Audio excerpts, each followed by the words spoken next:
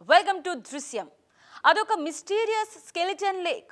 16,000 అడుగుల ఎత్తులో హిమాలయాల్లో దాగి ఉన్న రహస్యం. ఆ ప్రదేశానికి వెళితే ఒళ్ళు జలధరిస్తుంది. రాత్రి సమయంలో ఉండేందుకు ఎవ్వరూ సాహసించరు. ఎందుకంటే ఆ సరస్సు అస్థిపంజరాలతో నిండి ఉంటుంది. మానవ అవశేషాలని తనలో నింపుకుని ఉన్న ఆ రూప్కుండే ఇవాల్టి దృశ్యం.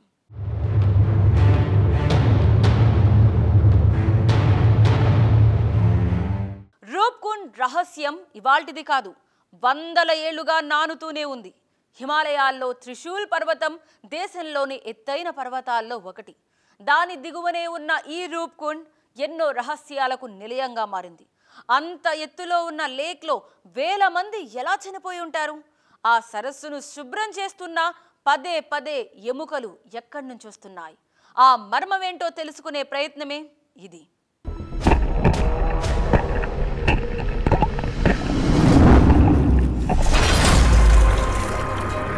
ఎంతైనా ప్రయత్నించు. ఒకటి కాదు, రెండు కాదు, 100 సార్లైనా ప్రయత్నించు. ఈ సరస్సు చిక్కుముడి పరిష్కారాన్ని పక్కన పెడితే అర్థం కూడా చేసుకోలేరు.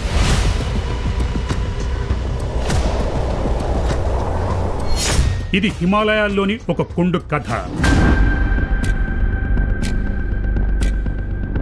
కొలనులో నిక్షిప్తమైన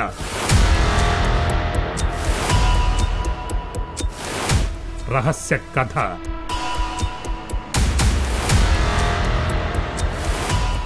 గత 80 ఏళ్లుగా భారత్, జర్మనీ, అమెరికా సహా ప్రపంచంలోని శాస్త్రవేత్తలను అబ్బురపరుస్తూనే ఉంది. సముద్ర మట్టానికి 16,000 అడుగుల ఎత్తులో ప్రపంచంలోనే ఎవ్వరికీ అంతు చిక్కని సరస్సు రూప్కుండ్.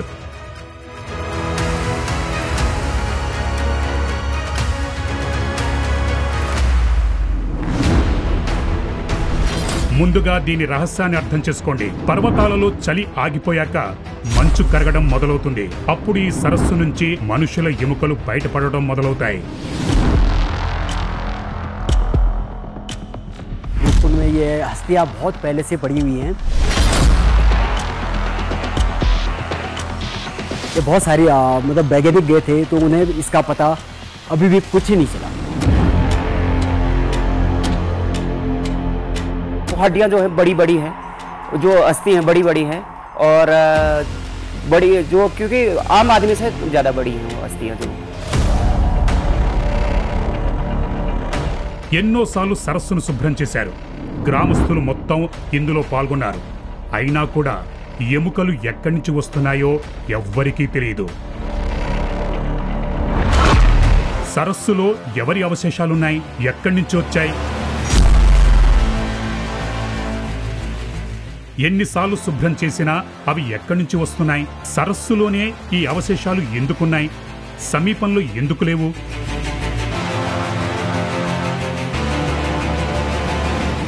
कुछ सवालों के साथ मैं भी रूपकुंड के बिल्कुल करीब पहुंच गया हूं और अब देखता हूं कि इस रहस्य को मैं कितना सुलझा पाता हूं. శాస్త్రవేత్తలే ఏం తేల్చినప్పుడు మేమేం చేస్తాం? ఇలా ఆలోచించే వాళ్ళు ఈ షోను చివరి వరకు చూడండి. కథలో చివరి అధ్యాయం షాక్కు గురి చేస్తుంది. ఇప్పటి వరకు జరిగిన అన్ని అన్వేషణలు, పరిశోధనలను తారుమారు చేస్తుంది.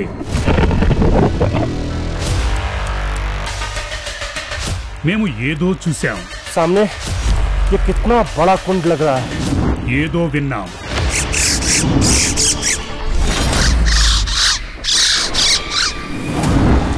ఇంతకు ముందెన్నడూ గమనించిన దాన్ని మేము గమనించాం. కాబట్టి అత్యంత నిగూఢమైన సరస్సు రహస్యాలను చూసేందుకు సిద్ధంగా ఉండండి.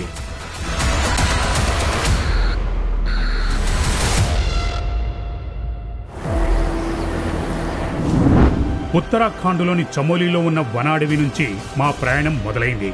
రూప్కుండ్ ఇంకా 25 కిలోమీటర్ల దూరంలో ఉంది. అక్కడికి ఎలా వెళ్లగలమన్నది పరిశీలిస్తే ప్రతి మలుపు జీవన్మరణంతో పోరాడుతున్నట్టుగా ఉంటుంది. ఇంకా 5,000 అడుగుల పైకి చేరుకోవాల్సి ఉంది.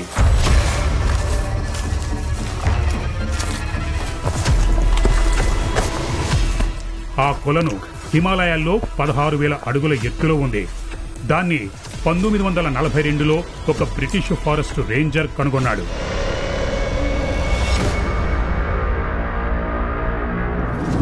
ఆ సమయంలో సరస్సులో 600 నుంచి 800 వరకు మానవ అవశేషాలు బయటపడ్డాయి. మంచు ప్రదేశంలో ఉన్న సరస్సులో మనుషుల అవశేషాల వినడానికే కాస్త భయానకంగా అనిపిస్తుంది. చూడ్డానికి కాస్త విడ్డూరంగానూ అనిపించవచ్చు. 80 ఏళ్లుగా 14 దేశాల శాస్త్రవేత్తలను చిక్కులో పడిస్తున్న ఆ మిస్టరీ సరస్సు ఒక్కసారి చూడాల్సిందే. హిమాలయాల అందాల మధ్య అది కూడా ప్రపంచంలోనే ఒక అత్యంత రహస్యమైన సరస్సుతో కూడిన దృశ్యం. దాన్ని ఎలా వదిలేయగలం? రూపుకుండుపై మొత్తం 5 పరిశోధనలు జరిగాయి. అందులో 4 పరిశోధనలను విదేశీ బృందాలు చేశాయి. జన్యు, కార్బన్ డేటింగ్ వంటి అన్ని సాంకేతికతలను వాడారు. ఇవి మానవ అవశేషాలా కాదా అన్నది పూర్తి క్లారిటీ లేదు.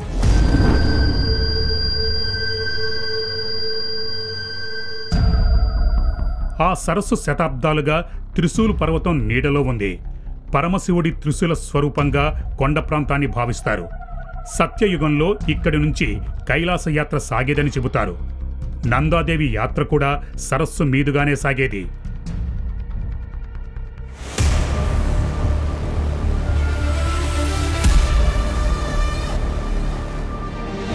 ఈ కథంతా చమోలీలో ఉన్న వనగ్రామం నుంచి బయలుదేరేటప్పుడే తెలిసింది. కుండుకు రావడానికి చివరి గ్రామం. సరస్సుకు బయలుదేరడానికి ముందు ఒక రోజంతా మేము ఈ గ్రామంలోనే గడిపాం. जब मां पार्वती और शिव शंकर भोलेनाथ अपने निखंड कैलाश की ओर बढ़ रहे थे, त्रिशूली नंदा गुमटी की तरफ बढ़ रहे थे, अपने ससुराल वहाँ कैलाश में ही माना जाता है, वहाँ बढ़ रहे थे, तो उनको उस जगह पर अखंड जगह पर बहुत ज़्यादा प्यास लगी। बोला स्वामी मुझे पानी चाहिए। शिव शंकर ने बोला भाई इस जगह पर मैं कहाँ पानी लाऊं? बोला नहीं मुझे पानी चाहिए। तो शिव शंकर ने अपना त्रिशूल निकाला और वहाँ पर एक त्रिशूल मारा तो एक कुंड का निर्माण हुआ तो उसमें साफ पानी था एकदम, जैसे माँ पार्वती उंजलों से पानी पी रही थी। माँ पार्वती ने उसमें क्या देखा? अपना रूप देखा। अपना रूप ऐसे करके अपना रूप देखा। बोला स्वामी इसमें तुमने हाँ अपना रूप देख लिया है। माँ पार्वती ने अपना श्रृंगार किया, अपना रूप देखा, इसलिए वहाँ का नाम क्या पड़ गया? रूपकुंड।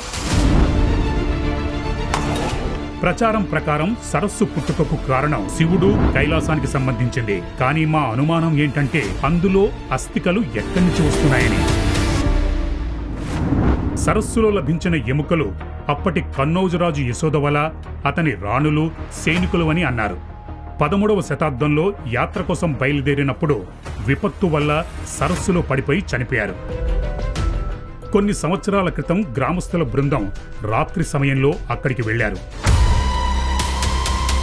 అక్కడ జరిగిన సందర్భాన్ని విన్నప్పుడు మాకు గూస్ బంప్స్ వచ్చాయి. అర్ధరాత్రి అక్కడ ఏదో కదలిక కనిపించింది.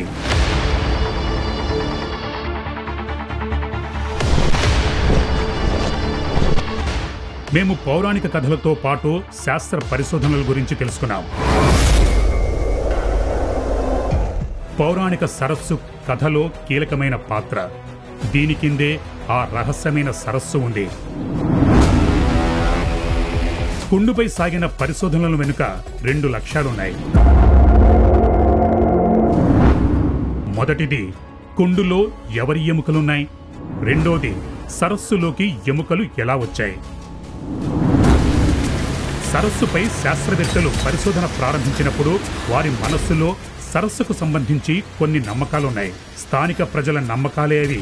అందులో కొన్ని ఇతిహాసంతో ముడిపడి ఉన్నవి కాగా మరికొన్ని అక్కడ ఇక్కడ విన్నవి ఉన్నాయి.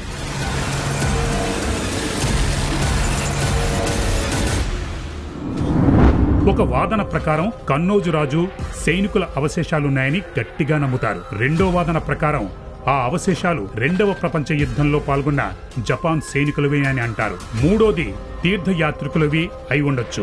నాలుగవ దాని ప్రకారం అవి భారతీయ సైనికులవి కావచ్చు, టిబెట్ సరిహద్దులో పెట్రోలింగ్ చేస్తున్న వారివి. ఐదవ దాని ప్రకారం ఈ సరస్సు అంతకు ముందు ఒక శ్మశాన వాటికలో ఉండేది. అంటువ్యాధి బాధితులను ఇక్కడ ఖననం చేసేవారని చెబుతారు. కానీ శాస్త్రీయ పరిశోధనలు ఏ నిర్ణయానికి రాలేదు. ఇంకా దిగ్భ్రాంతికరమైన విషయం ఏంటంటే చెరువులో ఉన్న వారి అవశేషాలు ప్రపంచంలోని వివిధ ప్రాంతాలకు చెందిన వారివని అంటారు. మంచులోయలో ఏముంది? శాస్త్రవేత్తలకు కూడా ఎందుకు అంతు చిక్కకుండా మారింది?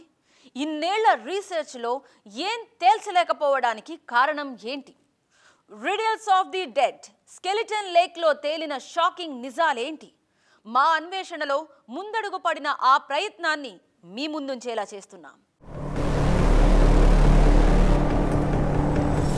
1942లో మొదటిసారి సరస్సును కనుగొన్నప్పుడు 600 నుంచి 800 వరకు మానవ అవశేషాలు లభించాయి. నాటి నుంచి నేటి వరకు అనేక సార్లు కుండును క్లీన్ చేస్తూనే ఉన్నారు. అయినా కూడా ఎముకలు బయటకు రావడం మాత్రం ఆగలేదు. చలికాలంలో సరస్సు గట్టకట్టుకుపోతుంది. మంచు కరిగిన వెంటనే ఎముకలు నీటిలో తేలియాడుతూ కనిపిస్తాయి. సరస్సును 2-3 ఏళ్ల క్రితం శుభ్రం చేశారు. ఆ కుండు దగ్గరకు వెళుతున్న మాకు ఏం లభిస్తుందో చూద్దాం. అవశేషాల లేదంటే స్వచ్ఛమైన సరస్సా? వాస్తవం ఏంటో అందరి ముందు ఉంటుంది. అస్థికలు కనిపించకుంటే రహస్యం ఇంతటితోనే ముగుస్తుంది. అవశేషాలు లభిస్తే మాత్రం కొత్త అధ్యాయం మాతోనే మొదలవుతుంది.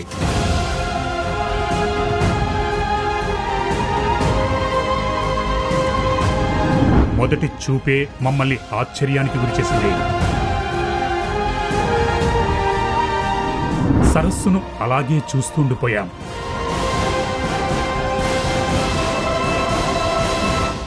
మేము హిమాలయాల్లోనే అనేక కుండులను చూశాం, కానీ ఇంత పెద్ద సరస్సును చూడటం ఇదే మొదటిసారి.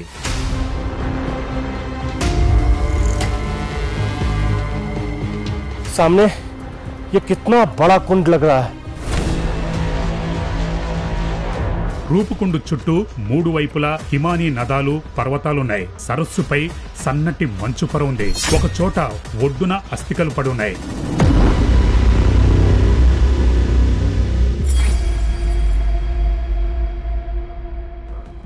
లాస్ట్ టైం శుభ్రం చేసిన సమయంలో ఈ ఎముకలను తీశారు. మేము చాలాసేపు సరస్సు పరిసరాలను చూస్తూ ఉండిపోయాం. అస్థికలు ఎవరివో అర్థం చేసుకున్నాం. ఒక్క క్షణం గందరగోళానికి గురైనప్పటికీ ఇవి మానవుల అవశేషాలే అన్న అభిప్రాయానికి వచ్చాం. इसे जब मैं हाथ में ऐसे उठाकर देख रहा हूं तो ये बिल्कुल वैसा ही लग रहा है जैसी कोई आम अस्थियां होती है ना, कोई हड्डी होती है ना, ये बिल्कुल वैसे ही है. और इसकी जो बनावट है वो बनावट भी ऐसी है जैसे किसी इंसान की हो. और वो 1 या 2 नहीं है.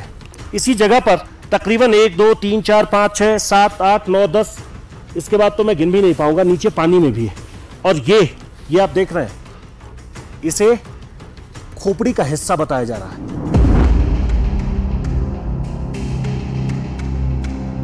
कि ये किसी इंसान के खोपड़ी का हिस्सा है. और ये कितने सालों से यहां है ये किसी को मालूम नहीं है. కొంచెం భయం వేసింది. చెరువు రహస్యాన్ని తెలుసుకోవాలంటే ఇలాంటి వాటిని పట్టుకొని చూడటం అవసరం. ఇది ప్రపంచంలోనే అత్యంత రహస్యమైన దృశ్యం. ఇలాంటి దాన్ని ఎలా వదిలేస్తాం?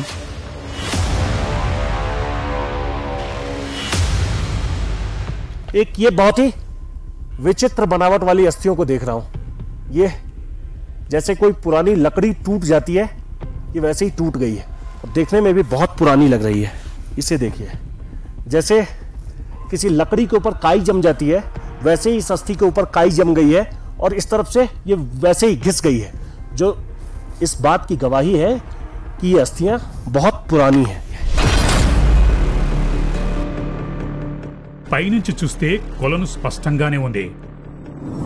ఉపరితలంపై మంచు పేరుకుపోయి ఉంది. మంచు కరిగినప్పుడు దిగువన అస్థికల అవశేషాలు కనిపిస్తాయన్నారు.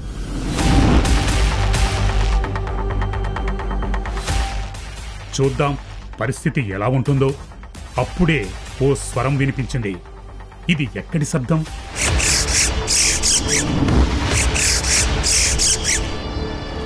బహుశా ఏదో పక్షిది అయి ఉంటుంది.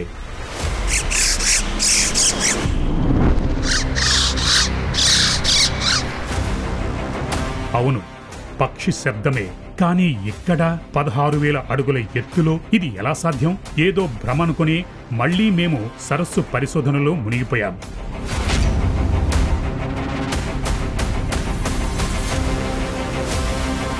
సరస్సు శుభ్రం చేశాక వచ్చిన మొదటి వ్యక్తులం మేమే. సరస్సులో అవశేషాలున్నాయా లేవా చూద్దాం.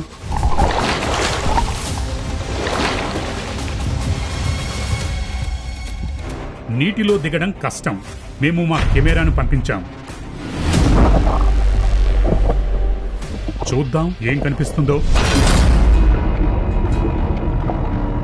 కుండును పూర్తిగా క్లీన్ చేసినప్పటికీ ఈ అస్థికలు ఎక్కడి నుంచొచ్చాయి? ఈ దృశ్యం మమ్మల్ని విస్తుపోయేలా చేసింది.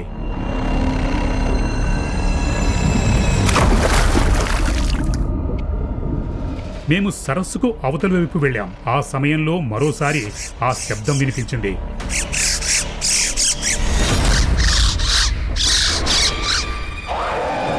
అయినా మేము సరస్సు దగ్గరే ఉన్నాం.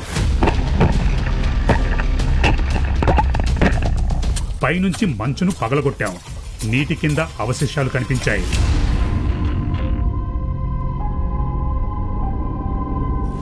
कुंड के इस हिस्से में जो बर्फ जमी हुई थी, उस बर्फ को तोड़कर मैं जब नीचे देख रहा हूं तो यहां भी अस्थियां दिख रही है।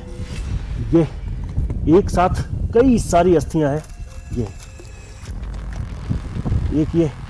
बड़ी सी अस्थियां यहां दिख रही है। ये तो बहुत बड़ी अस्थियां हैं। ऐसे देख पाना संभव भी नहीं है।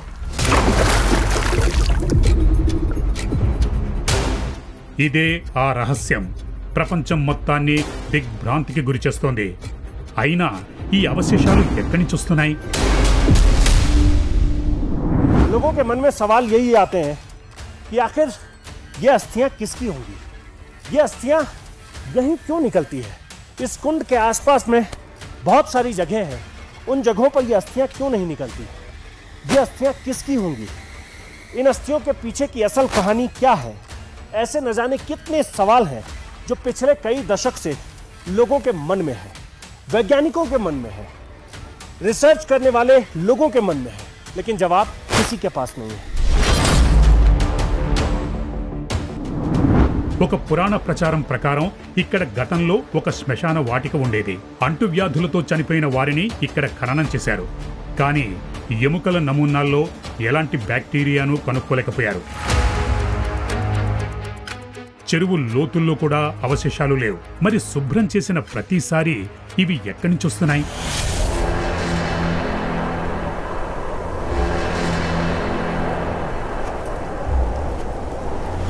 మా చూపు చుట్టూ ఉన్న పర్వతాలు, హిమానీ నదాలపై పడ్డాయి. ఎముకలు చెరువులో కాకుండా మంచులో కూరుకుపోయి లేవు కదా అని. మంచు పెళ్లలు పడ్డప్పుడు కుండులో పడుతున్నాయేమో అని.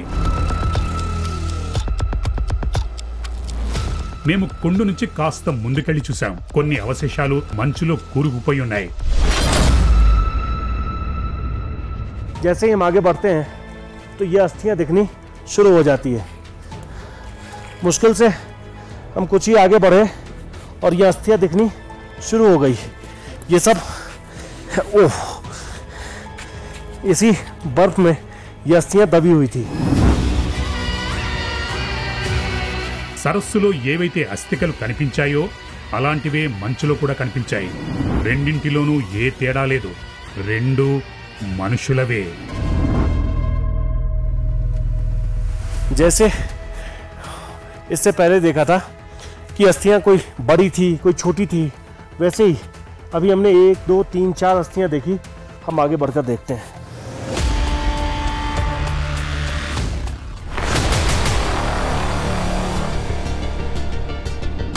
పదే పదే శుభ్రం చేస్తున్నా సరస్సులోకి ఎముకలు ఎలా వస్తున్నాయి?